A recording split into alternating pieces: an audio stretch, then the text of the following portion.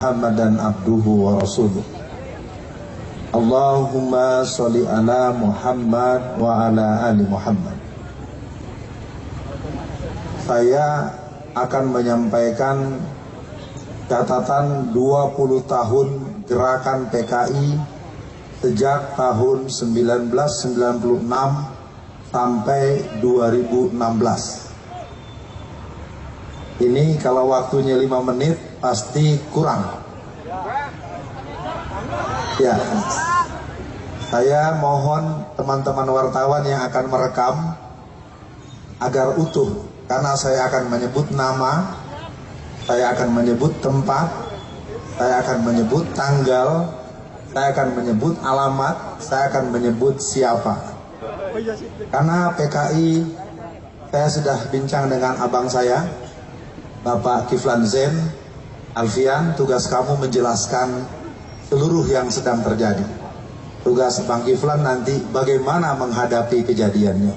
Untuk menghadapi kebangkitan PKI, kita akan wakafkan darah dan air mata kita untuk Allah dan tegaknya syariat Allah. Allahu Akbar. Jadi hari ini kita berbicara tentang kebangkitan yang sesungguhnya. Ketika aroma amis darah sudah mulai terasa di mana-mana, mereka sudah menguasai istana. Hampir sebulan ini tak ada lagi konsultan tentara dalam istana. Rapat-rapat di istana negara hari ini dipimpin oleh orang yang namanya Teten Masduki, Urip Supriyanto, mantan KPU Solo, dan Budiman Sujatmiko. Jam 9 malam ke atas mereka berkumpul untuk terus merancang gerakan-gerakan PKI ke depan. Jadi artinya acara seperti ini sudah terlambat. Maka pesan buat saudara semua pada hari ini, ikuti sebatas waktu yang ada. Tentu saya banyak kekurangan. Kita awali dengan 1996. Tanggal 16 April 1996, polisi menangkap seorang perempuan yang bernama Dita Indah-Sari. Catat, Dita Indah-Sari. Siapa dia? Dia adalah staf ahli Menteri Tenaga Kerja dan Transmigrasi. Kabinet yang kapan? Kabinet yang sekarang. Namanya Dita Indah-Sari, gerwani muda, ada di kantor Kementerian Tenaga Kerja dan Transmigrasi. 10 tahun yang lalu dia juga orangnya menjadi staf ahli di Kementerian Tenaga Kerja dari menterinya yang bernama Muhaimin Iskandar. Saya sudah menyebut nama, rekam baik-baik. Semakin jelas siapa ada di mana, siapa akan berbuat apa, dan resiko apa yang akan terjadi bagi kita yang tidak teliti melihat. Jadi pada hari ini, sekali lagi saya sudah bilang dari awal, 30 tahun sudah saya yang mungkin cukup muda ini bergerak sampai ke Bakung, sampai ke Cemetuk, sampai ke Celuring, sampai ke Magetan, sampai ke seluruh titik-titik basis PKI.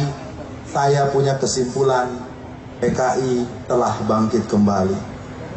Banyak sekarang rumah-rumah yang sudah kembali memasangkan baliho-baliho Palu Arit di rumah mereka masing-masing. Di saudara-saudara yang ada di Solo, dan Solo ini menyebut nama seorang yang bernama Harun. Dia tokoh PKI yang sudah tua dan tempat transit dari kader-kader PKI dari Jakarta.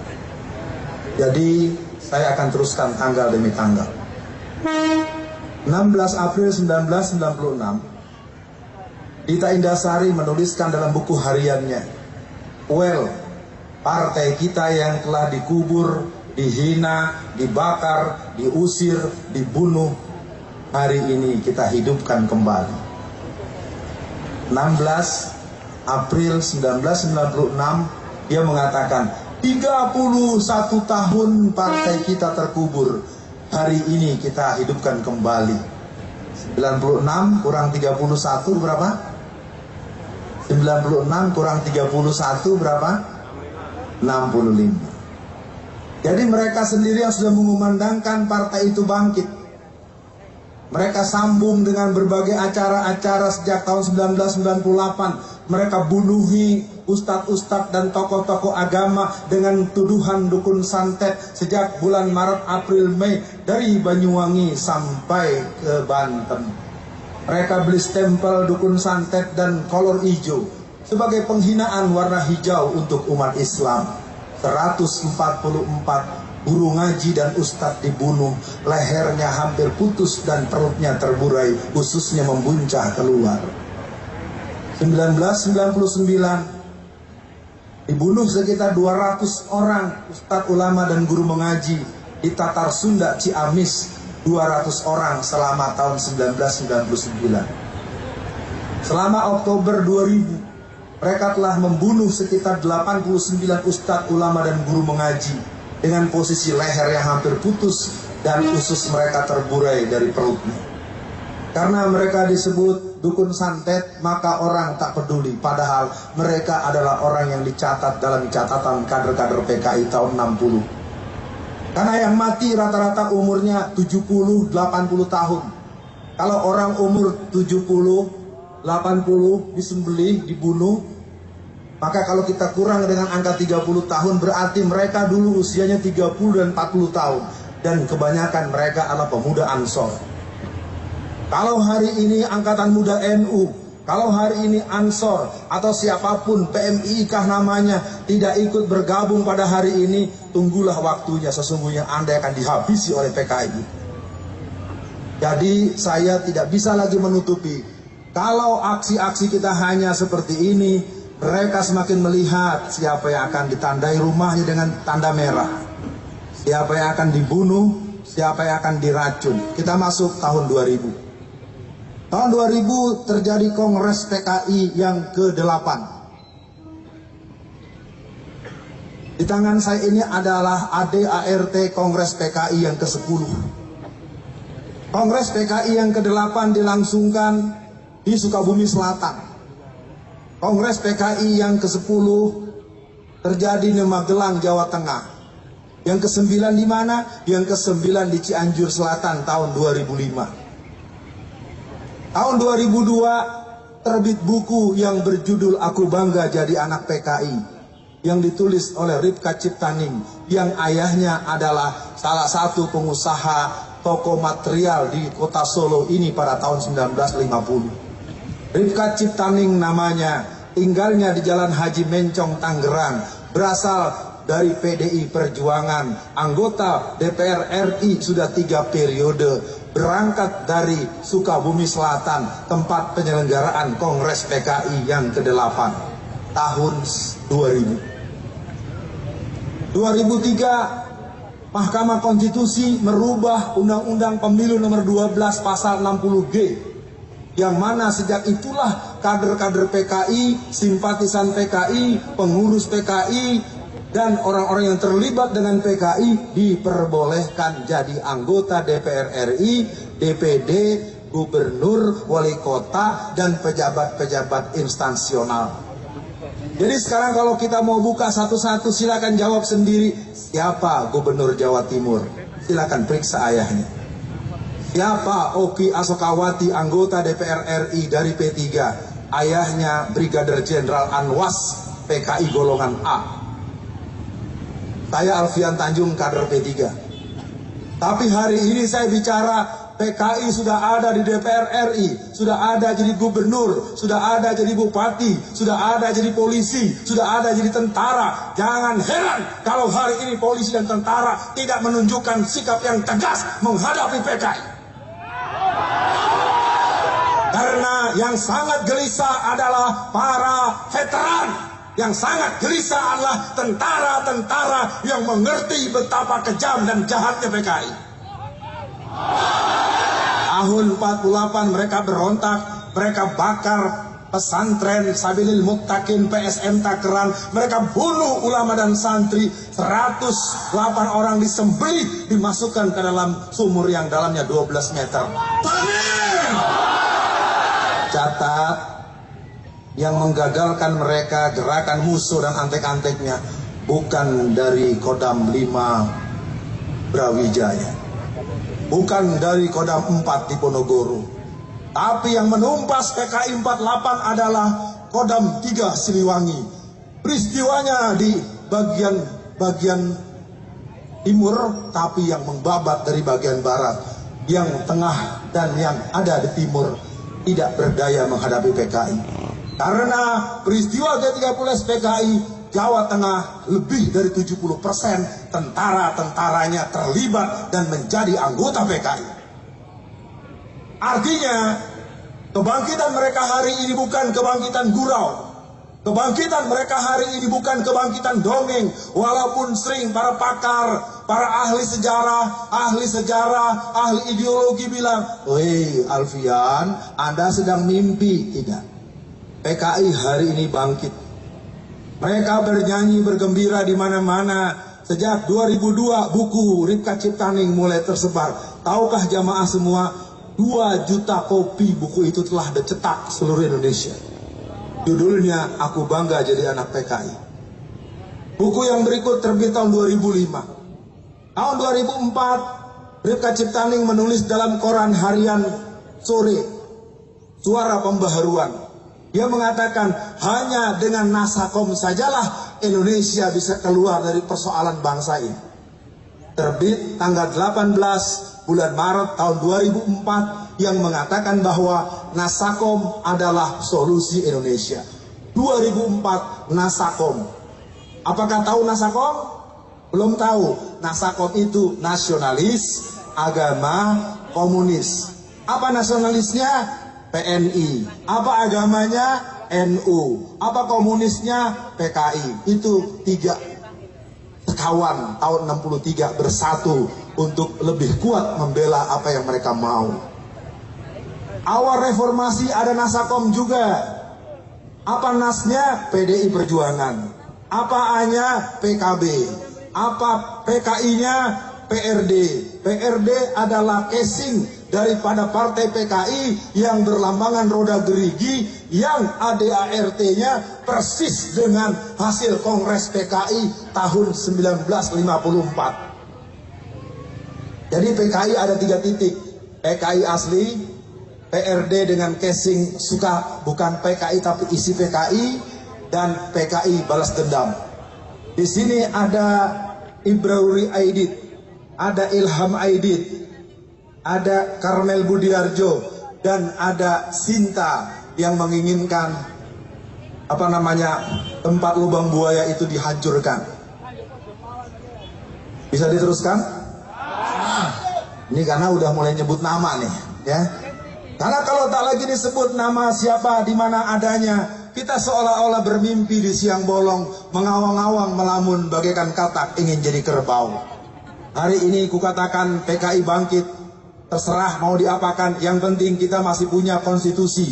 Persoalannya hari ini aparat-aparat kita cenderung pura-pura tidak mendengar. Aneh bin ajaib ketika ada orang menggunakan kaos berlambangkan tulisan stempel Rasulullah, kalimat syahadat, tidak jelas dasar konstitusinya, ditangkap dan ditembak di tempat dengan alasan teroris. Sementara orang yang berlambang palu arit, undang-undang masih berlaku. Undang-Undang nomor 27 pasal 107 ayat A sampai E yang mengatakan barang siapa orang yang mensosialisasikan komunisme, leninisme, marxisme, maka dia bisa diancam kurungan penjara 20 tahun. Hal yang ada konstitusinya, malah kata presiden, pihak tentara, pihak polisi, jangan kebablasan. Jadi mari biarkan palu arit dipakai di mana-mana, karena tidak dilarang, nggak boleh diganggu. Kalau ada seorang pejabat yang menyuruh sesuatu yang bertentangan dengan undang-undang, berarti yang bersangkutan telah mengajarkan kepada kita bertentangan dengan undang-undang, maka secara konstitusi yang bersangkutan harus diselesaikan secara konstitusional. Tentu para semua yang hadir, kita baru sampai di tahun 2005. 2005 terbit buku lagi yang berjudul Anak PKI Jadi Anggota Parlemen. Di tahun yang sama 500 orang tua usia 70-80 tahun mereka datang ke Pengadilan Negeri Jakarta Pusat di Hayamuruk. arah ke kota, harmoni kota. Bagi yang suka ke Jakarta mungkin paham. 500 orang dari Pasuruan, dari Magetan, dari Kediri mendatangi Pengadilan Negeri Jakarta Pusat. Mereka adalah tokoh-tokoh PKI, kader-kader PKI yang menuntut hak kompensasi karena mereka ingin mendapatkan ganti rugi 950 juta rupiah sampai 2,5 miliar per orang dengan klaim anggota inti 3 juta orang dan simpatisan total 15 sampai 20 juta orang. Bayangkan penjahat yang pernah mengkudeta negara, penjahat yang pernah membunuh ulama, menyiksa, meracun 62 orang pemuda Ansor, menyembelih ulama-ulama di berbagai tempat, datang-datang minta hadiah, datang-datang kita minta maaf pada mereka, datang-datang mereka minta dibebaskan dan ganti rugi. Ini artinya mereka sudah bangkit, saudara-saudara sekalian. Amin. 2007 deklarasi Papernas yang dipimpin oleh Dita Indahsari. Alhamdulillah PBR dan FPI Pusat bersatu padu untuk menghentikan mereka. Dengan izin Allah Papernas mati di tengah jalan, tidak pernah muncul lagi. 2008 terbit buku yang berjudul 50 tahun anak PKI. Itulah tulisan dari Ripka Ciptaning, sang gerwani muda yang membentuk pasukan gerwani Serikandi Indonesia. Dia mulai membuat kader-kader sejak Neglasari Tangerang, terus ke Cirebon, terus bergerak ke basis-basis Jawa Tengah dan Jawa Timur. Artinya mereka terus mempersiapkan. Maka kadang-kadang ku bertanya, ada di mana wanita-wanita muslimat, ada di mana wanita-wanita mubalighat yang mengerti terhadap gerakan PKI? Ini mungkin perlu tempat dan waktu untuk menjelaskannya. Amin. 2010 Kongres PKI yang ke-10. Tempatnya di Desa Ngabrak, Magelang, dengan cover pelatihan pupuk organik. Lahirlah 2 orang nama yang muncul ke permukaan. Sang ketua bernama Wahyu Setiaji, usianya 39 tahun. Dia berasal juga dari Jazirah Jawa Tengah. Tugasnya ke luar negeri untuk membangun jaringan Kominter. Wakil ketuanya bernama Teguh Karyadi, tinggal di Semarang, ayahnya juga di Semarang. Ayahnya masih hidup dan dia masih hidup. Tugasnya membentuk pasukan bersenjata angkatan ke-5. Dia bentuk dari Temanggung, Malang, dan daerah-daerah basis termasuk di Solo. Artinya kalau gerakan-gerakan sudah mengarah seperti itu, mari kita lihat kelakuan mereka yang berikut. Tahun 2014 kita mendengar, maaf ada yang terlupa tadi, 2005 475 kader PKI Pulau Buru dipulangkan ke rumah masing-masing. Catat baik-baik, 475 kader Pulau Buru sudah kembali dalam posisi sebagai Profesor Doktor University of Pulau Buru. Maka jangan heran terbit film yang berjudul Pulau Buru Tanah Air Beta. Dalam kajian kenegaraan itu sebuah isyarat bahwa kami punya negara baru yang akan siap kami bangun. Sementara kami sebut dulu namanya Republik Soviet Indonesia, Republik Soviet Madiun. Mereka punya dan mereka mulai tes case dengan Pulau Buru Tanah Air Beta. 2014 1 Mei penetapan libur nasional untuk Hari Buruh itu adalah pencapaian target PKI. Karena 1 Mei buruh libur bukan program bangsa kita, bukan program negara kita, bukan tuntutan para karyawan-karyawan kita. Itu rekomendasi Komintern, Komunisme Internasional di Perancis tahun 1916. Libur 1 Mei sama dengan libur 1 Juni. Itu bukan libur kesepakatan nasional, itu libur sepihak. Aksi PKI menetapkan 1 Juni sebagai libur yang berhubungan dengan Pancasila. Jadi hari semakin jelas, warna semakin terang benderang. Semoga hati tetap tenang, jihad dilakukan dengan iman dan ilmu. Jadi saya katakan buat para pendengar dan para hadirin pemirsa yang menyimak penyampaian ini, bahwa kebangkitan PKI sudah jelas-jelas. Kalau masih ada yang bilang itu bohong, mendramatisir, saya katakan siapa yang melemah-lemahkan kebangkitan PKI, siapa yang menyepele-nyepelekan kebangkitan PKI, berarti dia bagian dari kebangkitan PKI. Amin. Waktu harus saya batasi. 2015 kita mulai dengan peristiwa ulang tahun kemerdekaan Indonesia. Ulang tahun kemerdekaan Indonesia biasa kita dengar. Nyanyi-nyanyian lagu kemerdekaan kita dengar. Tetapi apa yang terjadi di Pamekasan Madura, ratusan bendera Palu Arit berkibar seiring dengan foto DN Aidit, Nyoto, Bono, Darusman, dan tokoh-tokoh PKI berkibar dengan nyanyian-nyanyian semangat anak-anak dengan kibaran bendera Palu Arit. Hal yang sama terjadi di Jember, Jawa Timur. Hal yang sama terjadi di Payakumbuh, Sumatera Barat. Hal yang sama terjadi di Taman Mini Indonesia Indah. Di tahun yang sama, tanggal 23 Mei tahun 2015, di kantor PCNU Kendal dilakukan peringatan ulang tahun PKI yang ke-95. Maaf, saya menyebut tidak dalam posisi memojokkan. Saya menyebut fakta, silakan periksa nanti pengurus PC Kendal. Betulkah tanggal 23 Mei tahun 2015 diselenggarakan refleksi ulang tahun PKI yang ke-95. Jadi mereka sudah bergerak di mana-mana. Mereka katakan I'm young generation PKI. Maka pada hari ini saya minta kepada yang saya hormati Ustadz Nur Hadi, ini diganti. Ya, ganyangnya ganyang PKI. Ya, kalau komunis terlalu umum. Ini PKI-nya bangkit, sudah di istana, sudah di balai kota. Balai kota Jakarta. Ahok adalah cerminan kader komunis tulen. Dia penyandang gelar salib dan Palu Arit. Mau bukti? Hari ini selama 2 tahun ke depan, pajak bumi bangunan buat rumah yang harganya 1 miliar digratiskan oleh Ahok. Karena Ahok ingin jadi gubernur lagi dalam pemilu tanggal 15 Februari 2017. Sekarang gratis, tahun depan gratis, 2018 gratis. Nanti menjelang dia 2 tahun berakhir akan ditagih semua. Siapa yang tidak bayar, rumahnya akan diambil alih oleh Pemda DKI Jakarta. Ini gaya Mao Zedong. Tapi apa mau dikata, masyarakat kita sumbu pendek, cara berpikirnya tidak mampu diajak agak menengah sedikit. Banyak yang berdoa, ya Allah, alhamdulillah punya pemimpin seperti Ahok. Innalillahi. 2015 gerakan mereka semakin berani. Akhiri cerita ini di 2016. Inilah insiden mulai terjadi.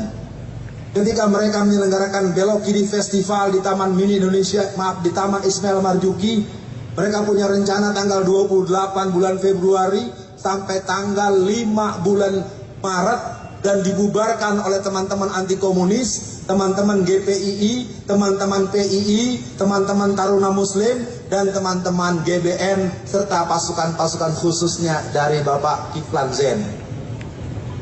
Mereka kemudian berpindah ke kantor LBH Jakarta. Jadi kalau ada yang mau tanya, di mana pusat kegiatan PKI hari ini? Kegiatan PKI hari ini ada di kantor LBH Jakarta, Jalan Diponegoro. Silakan periksa di sana. Kegiatan PKI di Jakarta sentralnya di mana lagi? Yang kedua di Latuhar Hari, yaitu di kantor Komnas HAM. Jadi ada 2 tempat, kantor umum, kantor pemerintah, kantor LSM telah berubah jadi markas kader-kader PKI. Sedikit-sedikit mereka pergi ke sana. Kemudian datanglah Bejo Untung dengan rombongan pergi ke Cisarua Bogor untuk menyelenggarakan rapat koordinasi nasional. Oleh kawan-kawan Bogor, oleh GBN Bogor, mereka kemudian bisa dihalau. Lalu mereka kembali lagi ke LBH Jakarta. Mereka kemudian bergabung ke Hotel Arya Duta di depan patung Tani bersenjata. Mereka menyelenggarakan simposium PKI. Disitulah kita tercengang. Ada Agus Wijoyo sang tentara, tapi kok cenderung membela mereka. Di sana ada orang berbuat kegiatan dengan atas nama Menko Polhukam, tapi kok bisa jalan dengan semangat PKI. Mungkin nanti Pak Kiflan yang menambahkan. Lalu apa yang terjadi kemudian?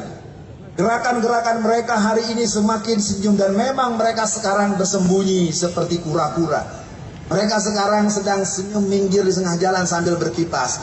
Aduh, orang Islam lagi pada sibuk. Nanti kita teruskan lagi, saudara-saudara. Kesimpulan KI Bangkit, mari kita cermati, dan saya minta sekali lagi buat para yang hadir, jangan pernah berbuat apapun yang sifatnya fisik, karena itu yang mereka tunggu. Mereka menunggu agar ada